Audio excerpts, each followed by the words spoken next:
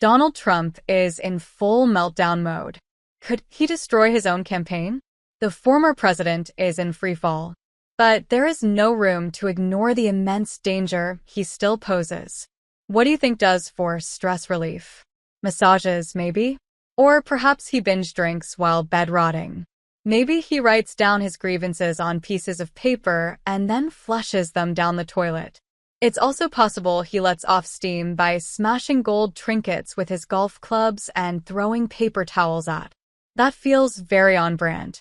Whatever does to manage his stress, I imagine he's doing a lot of it right now.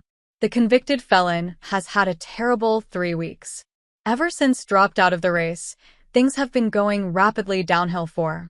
His campaign had been built around bashing, whose frailty and questionable mental acuity made him an easy target. With the far more energetic and coherent as his opponent, clearly doesn't know what to do. His campaign now seems to consist of nothing but racism, the revival of old grudges, conspiracy theories, and insults. This strategy isn't exactly working out for him.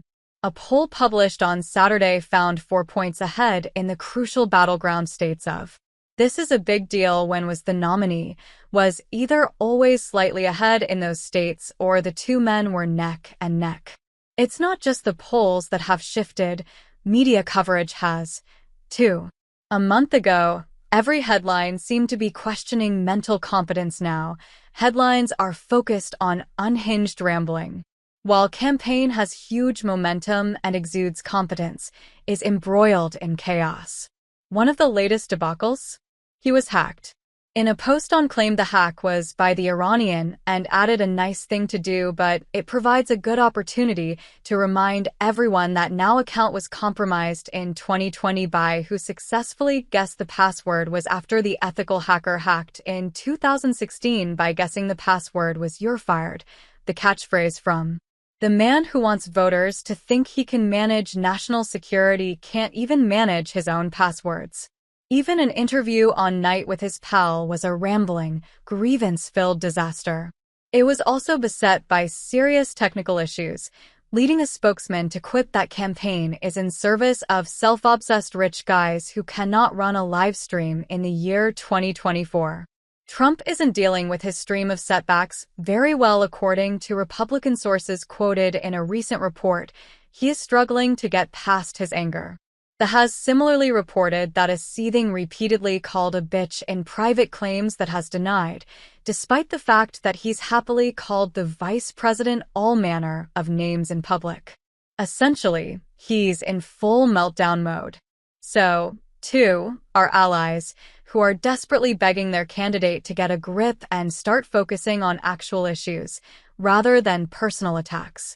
Instead of heeding this advice, however, seems intent on alienating the people who can help him win. At a campaign rally in earlier this month, picked a fight with popular governor, whom he termed little and accused of having turned into a laughingstock.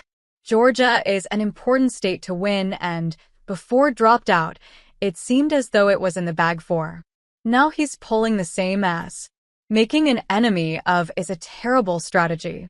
While it's highly satisfying to think of a furious setting his own campaign on fire, it's important not to be complacent.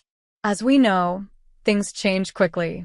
Harris may be on the up now, but she hasn't won this election yet. It's also important not to underestimate the dangers a desperate poses.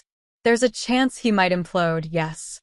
But there's also a chance he might explode, leaving a hell of a lot of collateral damage in his wake.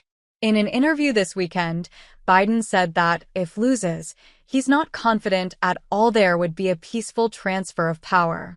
Case you were wondering, by the way, there is a real answer to the question about how manages his stress. During a 2004 interview with he said I try and tell myself it doesn't matter. Nothing matters how I handle stress. I wish I could give that technique a go myself. The problem is, if you're keen on things such as bodily autonomy and democracy, then this election really does matter.